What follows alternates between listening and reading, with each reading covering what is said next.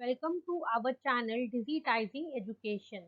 Our today's topic is difference between traditional classroom and constructivist classroom. This is a topic from knowledge and curriculum book of B.Ed second year. Okay, so let us start with our topic. So we have already done what is constructivism and its feature in our previous video. So now we are doing what is the difference between traditional classroom and constructivist classroom. So our first point of difference is approach. What is the difference in the approach of both the classroom? Traditional classroom follows teacher centric approach. Here teachers are active and listeners are passive. So जो traditional classroom होता है वो एक teacher centric approach use करता है.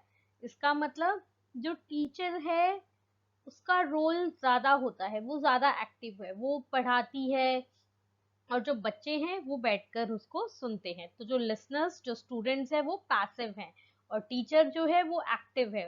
तो ये teacher centric approach है. इसमें स्टूडेंट्स को लर्नर्स को इतना ज़्यादा इन्वॉल्व नहीं किया जाता जो ट्रेडिशनली पहले हुआ करता था. But nowadays we use constructivist classroom.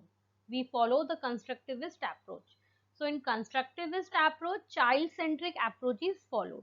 यहाँ पे बच्चे जो होते हैं वो मेन रोल प्ले होता है उनका.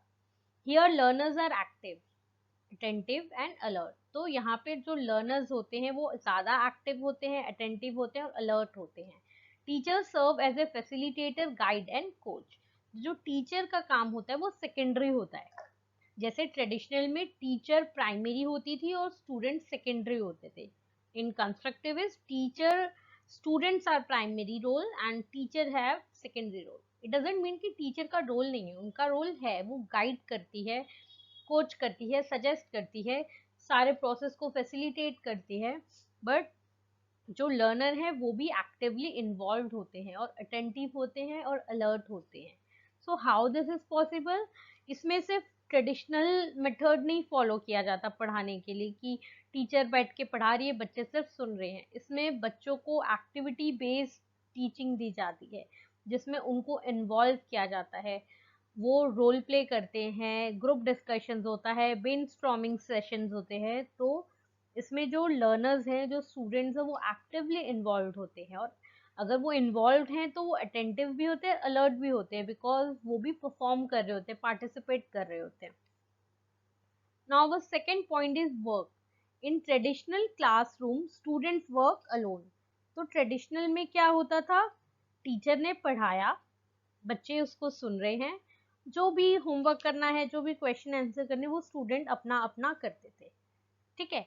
But in constructivist classroom student works in group. यहाँ पे ग्रुप में होता है, ग्रुप डिस्कशन हो रहा है, ब्रेनस्टॉर्मिंग सेशन हो रहा है, कोई एक्टिविटी हो रहा है, कोई लर्निंग थ्रू गेम्स, गेम्स के थ्रू कुछ टॉपिक सिखाया जा रहा है, प्रैक्टिकली कोई साइंस का, कोई कंप्यूटर का लैब में जाके कर रहे हैं. तो यहाँ पे स्टूडेंट्स ग्रुप में वर्क करते हैं and it promotes collaborative learning. इससे क्या होता है? कोलैबोरेट होके वो सीख रहे होते हैं, उसकी भी कोलैबोरेटिव लर्निंग हो रहा होता है, ग्रुप स्टडी हो रहा होता है. Our third point of difference is participation. In traditional classroom, the participation levels of teachers is more. In traditional classroom, student follows the instruction of teacher. So traditional classroom में teacher ज़्यादा participate करती है क्योंकि वो उसका जो role होता है वो ज़्यादा एक्टिव होता है, राइट. एंड इन स्टूडेंट्स क्या करते हैं? बस जो भी टीचर कह रही है उसके इंस्ट्रक्शन को फॉलो करते हैं.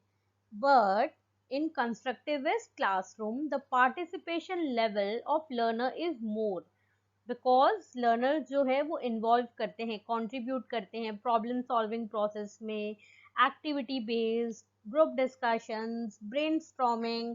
So the involvement and contribution of learner in classroom activity is more. See, let me tell you one thing.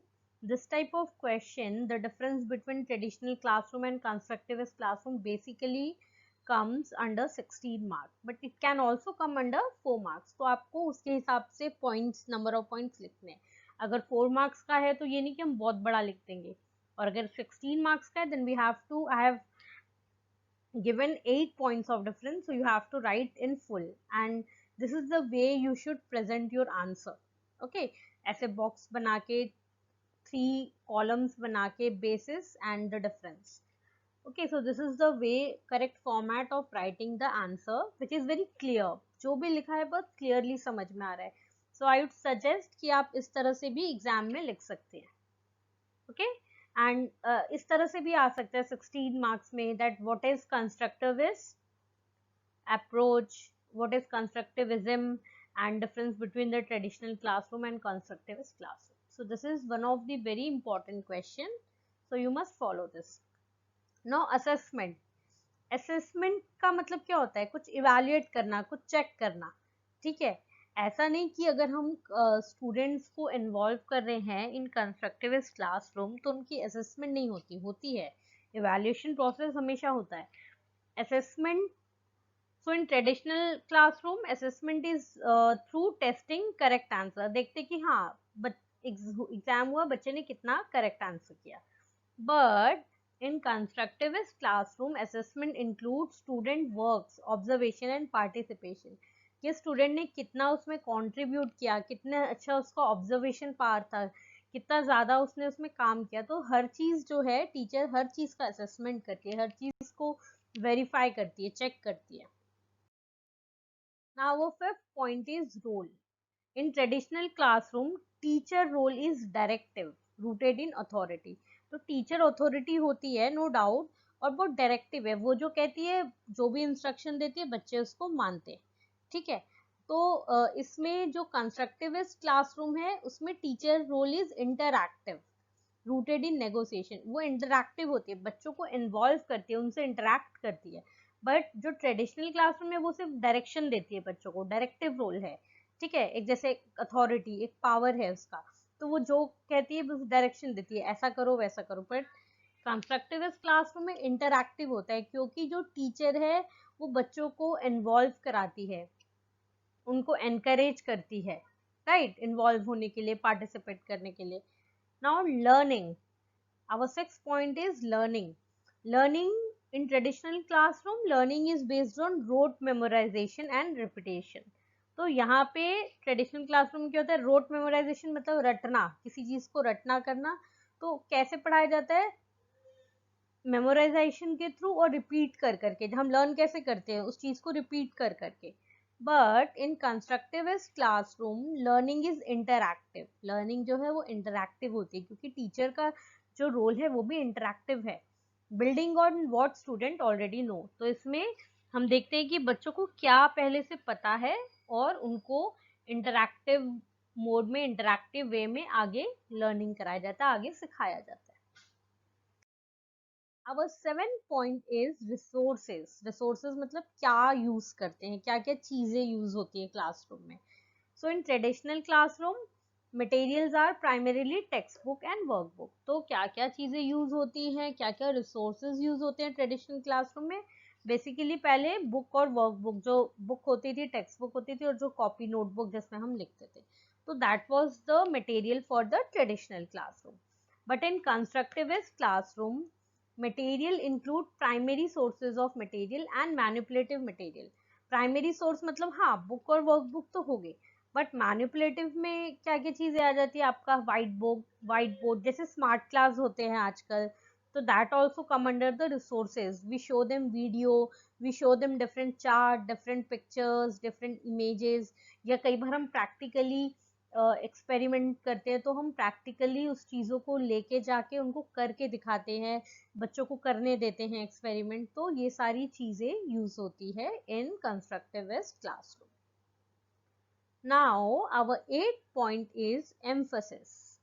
Emphasis मतलब किसी चीज पे इम्पोर्टेंस देना, फोकस करना, राइट. तो ट्रेडिशनल क्लासरूम में क्या होता है? Strict adherence to the fix curriculum is highly emphasis. मतलब स्ट्रिक्टली जो एक फिक्स करिकुलम, जो एक सिलेबस फिक्स हो गया है, उसको ही हम फॉलो करते आ रहे हैं. But in constructivist classroom, pursuit of student question and interest are highly emphasis.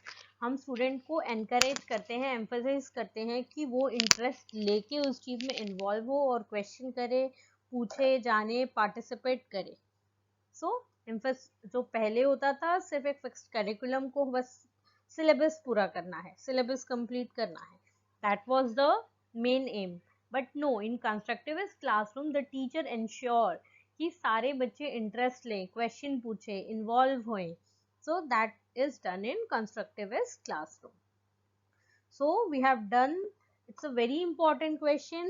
I have mentioned 8 points over here and these are very easy and good points. Okay, so you have to just go through this. This will basically come on your 16 marks.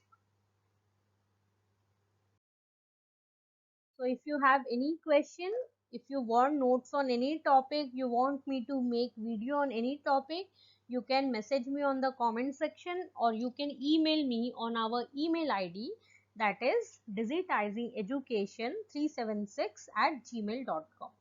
Please like, share and subscribe our channel Digitizing Education for more videos. Thank you. Bye bye.